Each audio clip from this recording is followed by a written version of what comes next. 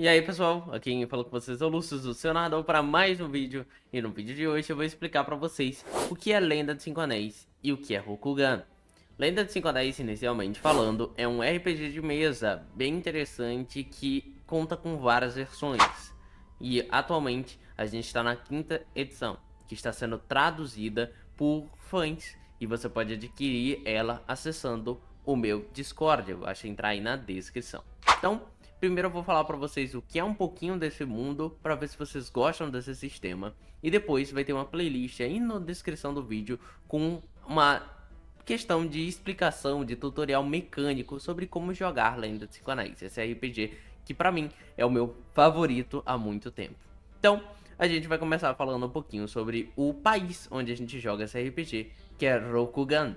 E lembrando sempre, é um RPG com uma temática samurai fantasia. Então você tem samurais, como a gente gosta tanto, e também fantasia com magos chamados Shugenjas e muito mais, cortes, ninjas, monges. Bom, vamos falar um pouquinho sobre o que é Rokugan. As Terras Esmeraldas, ou Rokugan na língua de seu povo, compreendem um vasto e majestoso campo que se estende por quase 1.500 quilômetros. Dos vastos pinheiros e picos cobertos de neve da Grande Muralha das Montanhas do Norte em uma extremidade, até a ríspida Muralha do Carpinteiro, que permanece vigilante ao longo da desolada fronteira sul do país. Além da muralha, encontra-se as Terras Sombrias, uma terra arruinada, contaminada pela influência do próprio inferno e perigosa até mesmo para os heróis mais lendários que pisaram nela. Em seu ponto mais largo, Rokugan mede quase 1.000 quilômetros, desde ao mar da deusa do sol no leste até as areias ardentes no oeste. Dentro de suas fronteiras, abundantes planícies ondulam em dourado à luz do sol, e florestas primordiais escondem espíritos misteriosos e criaturas perigosas. Fontes termais atravessam cadeias de montanhas e colinas carregando pedras preciosas e minerais. Inúmeros rios, lagos e riachos correm em direção ao oceano, onde peixes, algas e pérolas são pescadas por mergulhadores e pescadores. Os arcos Tori, Carmesim marcam a porta de uma entrada para um espaço sagrado que existe ao lado das cidades extensas e das aldeias amontoadas da civilização humana. Cada um dos 7 grandes clãs preside um canto diferente do Império, protegendo a harmonia natural da terra e dos caminhos que ali habitam. Então, essa é uma leve introdução sobre o Rokugan em questão de país. Então você vê esse local descrito dessas maneiras, ok? Com uma parte mais social, a gente pode destacar o Código do Bushido, que é um código com várias regras para pessoas seguirem, principalmente samurais, como honra, lealdade e entre outros, a sinceridade, por exemplo. Então, é um mundo samurai bem pesado. As pessoas ali têm todo um tipo de respeito, todo mundo se curva, não há tantas discussões, brigas, as pessoas tentam ser mais posturadas, principalmente os samurais, shugenjas e entre outros, ok? Então, você tem que ter em mente aquele mundo samurai. Não é um mundo medieval europeu, ok? É um mundo mais posturado, ok? Então, a gente tem um pouquinho da lore desse universo sendo contado também. Nós temos todas as questões das lendas. Eu tenho outros vídeos explicando sobre. Mas esse mundo, Rokugan, teria sido formado por deuses antigos, que a gente também chama de Kamins, que eles caíram na Terra. E especificadamente, eles tinham ali uma quantidade, ok, de Kamins. No caso, eram 10, né? Um deles caiu ao inferno, o outro morreu. Um deles se tornou o líder de Rokugan, então ele se tornou o imperador. E os outros 7, cada um deles criaram um clã grande, um grande clã, um clã maior. esses clãs é onde o seu personagem normalmente vai fazer parte. Então, todos os clãs foram fundados por um deus, o Império foi fundado por outro deus, que era o irmão desses outros, foi para o inferno e se torna um vilão dentro da lore desse universo, e outro, infelizmente, faleceu, mas vem a aparecer na história futura como um espírito. Então, nós temos todos esses personagens bem interessantes da lore. Eu vou deixar também aí uma playlist com o nome Lore e vocês podem entrar e conhecer. O áudio é um pouquinho ruim porque é um vídeo gravado há muitos anos atrás, mas já dá uma ajuda para você que quer saber um pouquinho sobre a lore desse universo. Então, seguindo, a gente tem toda a questão do comércio, do dinheiro, tudo isso está disposto nas primeiras páginas do livro, praticamente da página 1 ali do livro até o começo da página 20. Você tem questão de lore, explicação de governo, de poder, cargos e castigos, ok? Para cada ato que você comete, falho esse mundo.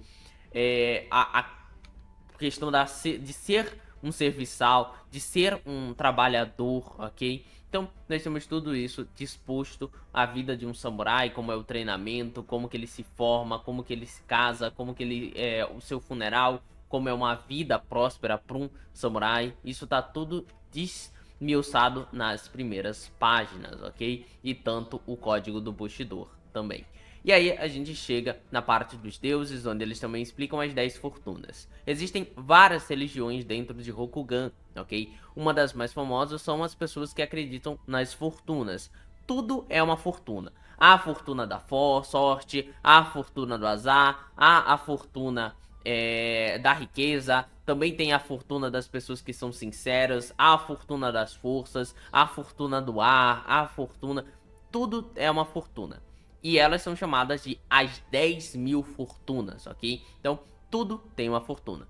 Outra religião é a religião mais dos Shugenjas, é quem acredita nos caminhos. Não os caminhos dos deuses, mas o caminho do fogo, o caminho da água, o caminho da terra, o caminho do ar. Então, todo o mundo possui caminhos, que são seres espirituais que nos guiam e nos protegem. E existem outras religiões nesse mundo, ok? Mas essas são as principais que eu posso destacar para vocês, que praticamente todo mundo de Rokugan acredita. Lembrando que, claro, por se tratar de um mundo asiático, lembrem que as pessoas aqui são muito suscetíveis a ter mais de uma religião, né? A pessoa que é religioso, né, ele acaba escolhendo várias religiões, não só vários deuses, você tem várias religiões. Então existem pessoas que acreditam nos kamis, que acreditam nos kamis antigos, né, que seriam os deuses que chegaram a esse mundo, que acredita nas fortunas e que acredita em como foi escrito outros livros como Tao de Shinsei, mas ao mesmo tempo acredita, bom, é isso, no geral, você pode acreditar em tudo dentro de Rokugan, é até normal nesse mundo asiático, ok? Agora, falando um pouquinho sobre cada um dos grandes clãs. Não vou me estender, mas eu tenho vídeos também na parte de lore explicando sobre cada um dos clãs de forma longa. Então, hoje, resuminho sobre cada clã. O clã Caranguejo. Coragem, dever e sacrifício são seu lema. O Caranguejo se destaca em qualquer reunião de samurai, recebendo um amplo espaço tanto por sua estatura quanto por seus modos rudes e bruscos. Os defensores do Império têm pouco tempo ou inclinação para praticar as sutilezas sociais. Eles ficam de guarda na Muralha Kaiu. Também foi dado aqui um outro nome no momento que eu estava lendo sobre Rokugan, que é Muralha do Carpinteiro. Qualquer nome desses dois está ótimo, ok? Um símbolo duradouro de tenacidade contra os horrores das terras sombrias. Ou seja, aquela passagem para o inferno que a gente citou ali na lore. Frequentemente, os membros deste clã reclamam que seu dever não é valorizado, que seus bons e honrados samurais sucumbem à terrível mácula, enquanto os fracos e descuidados jogam em um império mantido a salvo pelo sangue derramado do caranguejo. Mácula é uma doença que a gente pode adquirir nas Terras Sombrias ou entrando em contato com coisas da Terra Sombria. Então, no geral, o caranguejo são pessoas mais rudes, altas, que para eles o mal de verdade é as criaturas das Terras Sombrias, criaturas vindas do próprio inferno, ok? Você também pode chamar de Jigoku, ok? Então, eles têm esse pensamento de que tudo que você faz fora das Terras Sombrias não vale de nada comparado ao trabalho deles, ok? O dragão. Encontrar seu próprio caminho é o seu lema. Por 1000 anos, o dragão cuidou dos outros, registrando a história de Rokugan. Distantes e enigmáticos, os exércitos do dragão marcham apenas raramente, intervindo nos conflitos dos grandes clãs por razões aparentemente inescrutáveis. Dos estranhos e poderosos monges tatuados aos vingadores que desafiam o sistema de justiça do Império, o dragão busca garantir que o Império não se torne muito autocentrado. Cabe a eles garantir que o futuro do Império ocorra de maneira ordenada e elegante. Só para explicar uma pequena história para vocês, no começo ali do surgimento dos grandes clãs, foi dada a missão do dragão proteger as terras, literalmente servindo como policiais. E o primeiro ato deles foram se isolar nas montanhas, ao invés de protegerem o mundo de forma espalhada. Eles se isolaram em um local muito distante, muito difícil ao norte de você chegar ou sair. Então, as escolhas deles são sempre enigmáticas. Existem pessoas no clã que dizem que podem ver o futuro. O chefe desse clã também é alguém enigmático, sempre é alguém coberto por uma armadura que não revela seu rosto. E, bom, sempre há motivos para se perguntar o que realmente o dragão está fazendo. Então, o dragão também conta com classes excelentes, por exemplo, os Miromotos, que são pessoas que lutam com 2 espadas, e eles sim acabam se espalhando pelo Império e servindo mais como policiais, né, detendo brigas e trazendo a paz a Rokugan, deixando ela em ordem. E eles sempre pensam bastante no futuro, como fala aqui. É a galera da filosofia, eles adoram dar uma filosofada. O clã Escorpião. Eu serei seu vilão, Hantei. Este é o seu lema. Isso, antes de começar, para explicar um pouquinho sobre o lema, tem todo a ver com o objetivo do Escorpião. O objetivo do Escorpião dentro de Rokugan é ser o inimigo. Porque enquanto eles forem o inimigo, todos os clãs estarão sempre preparados para lutar, caso um inimigo novo apareça, ok? Então eles sempre se fazem de vilões, ok? Então são uns clãs que vivem cometendo coisas que você fala, como é possível esse clã ainda estar aqui? Por que a gente ainda não acabou com ele? Então ele é o vilão. Hantei é o nome do primeiro imperador, tá? Só uma parte de lore também pra vocês. Por trás de suas máscaras e véus, o escorpião sorri sombriamente no desempenho de seu dever, pois é seu sacrifício ser odiado, mesmo quando o executa perfeitamente. Que outro clã poderia desempenhar o papel de vilão leal? A alegação do Caminho do Escorpião era que os inimigos não precisavam ser externos ao Império e, portanto, o Escorpião combate fogo com fogo. Eles mantêm todos os clãs unidos em seu ódio contra eles, mas ainda divididos, para que nenhum clã possa desafiar a linhagem de quem eles devem lealdade eterna. Hantei. Então é isso, né? É um clã enigmático, né? Eles continuam essa briga, continuam fazendo com todo mundo odeia os escorpiões, mas ao mesmo tempo eles estão sempre ajudando ao Hantei continuar, né? A linhagem do Hantei continuar no poder. O clã Fênix. Domine os elementos e renasça. Esse é o seu lema. Outros clãs guardam as fronteiras do Império, até mesmo o futuro do Império, mas a Fênix guarda a alma do Império. É dever da Fênix manter seguro os inúmeros caminhos religiosos do Império, definindo-os e arbitrando suas diferenças. Estudiosos do Tao, Tao é uma espécie de religião desse mundo, ok? E servos dos espíritos são encontrados entre as fileiras da Fênix, mais do que qualquer outro clã. A sabedoria que a Fênix adquire de ambas as tradições o levou a promover a paz e a compreensão entre os outros clãs, mesmo que signifique sacrificar-se no processo. Eu nunca fui tão chegado na Fênix, mas ele é um clã que tem os melhores magos, sem dúvidas. Eles têm os melhores invocadores, chamados Shugenjas, tá? É o nome dos magos nesse sistema aqui. E eles são bem interessantes. Eles não são governados, por exemplo, por um grande senhor descendente do Kami que criou esse clã. Eles são governados pelos Shugenjas, né? Uma família de Shugenja que servia a esse campeão. Quer dizer, tecnicamente ele acabou servindo para eles. Então, atualmente é o único clã que o controle dele é diferente e não é unificado, né? São 5 pessoas que controlam o clã, um mestre de cada um dos 5 elementos de Lenda dos 5 Anéis, né? Lenda dos 5 Anéis vem de 5 elementos. O clã Garça. Existe uma técnica adequada para todas as coisas. Esse é seu lema. A garça é a mão esquerda do imperador, servindo como assessores políticos do trono. É tradicional que os Hantei escolham um samurai da família Doji como sua esposa, mais campeões de esmeraldas foram Kakita do que qualquer outra família, e os samurais da família Daidoji servem como algumas das melhores tropas de choque do Império Esmeralda.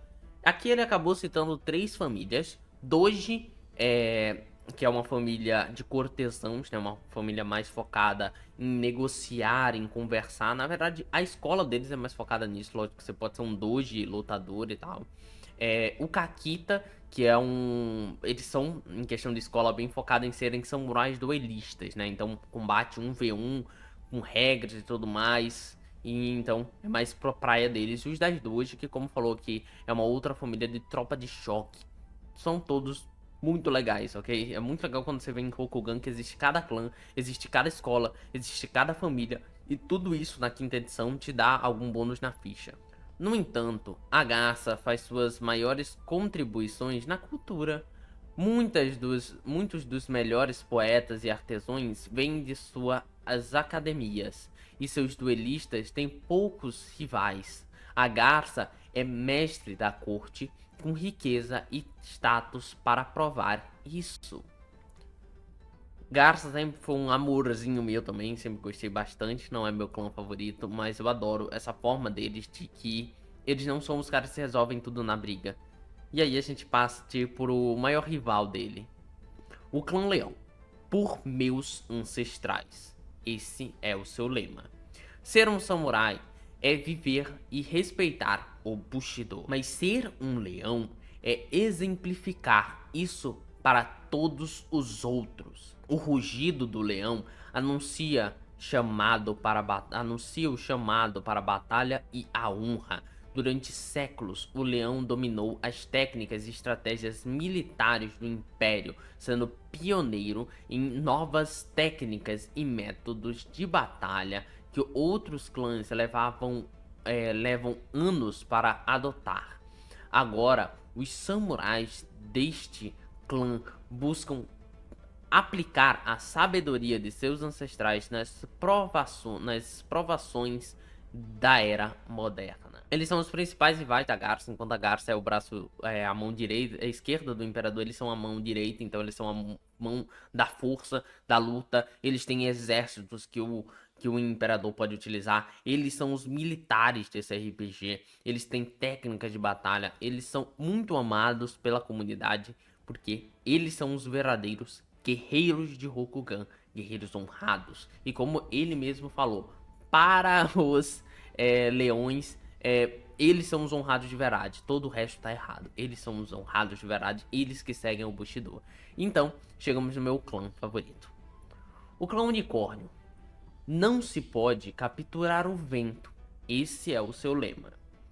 O clã do vento passou centenas de anos fora do Império. Só explicando rapidamente, o dever deles é cuidar que não haja ameaças fora do Império a ele, né? Então proteger do mal que vive lá fora. Então o que o Unicórnio fez? Passou 9 séculos fora de Rokugan. Eles pegaram e foram embora para lutar contra o que quer que seja e descobrir sobre o mundo, né? Descobrir o que tem fora do nosso país, né? Lembrando que é um RPG antigo, não tem celular, não tem internet, bem medieval, fantasia asiático. Retornando em uma carga de cavalaria gloriosa que abalou os outros clãs até o âmago. Os modos bárbaros que adotaram em seu exílio continuam a chocar e enojar os outros clãs, mas o unicórnio permanece feroz em seu dever e inabalável em sua honra. De todos os outros clãs, eles são os mais adequados para descobrir a manipulação e a infiltração estrangeira, pois enfrentaram inúmeros horrores e traidores em seus anos de peregrinação. É uma coisa bem legal.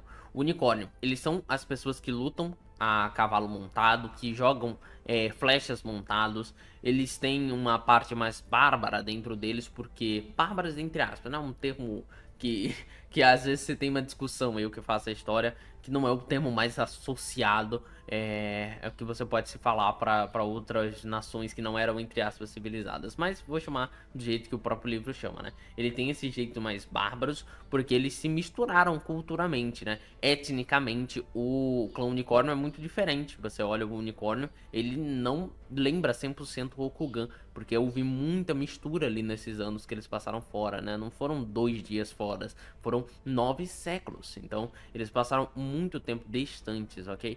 E eles têm essa parte de que quando eles retornam, eles têm várias pessoas que buscam descobrir: ah, você é estrangeiro, você é um estrangeiro infiltrado, você é um estrangeiro que está a serviço de um outro império, né, de um outro país tentando destruir o nosso, porque é fácil para eles compreender quem é estrangeiro ou não. Então, tem várias dessas coisas interessantes no unicórnio. Eu sempre amei ele por causa da cavalaria, tá? Mas existem vários outros conceitos na história, nos caminhos dele, que me fazem escolher como meu clã favorito.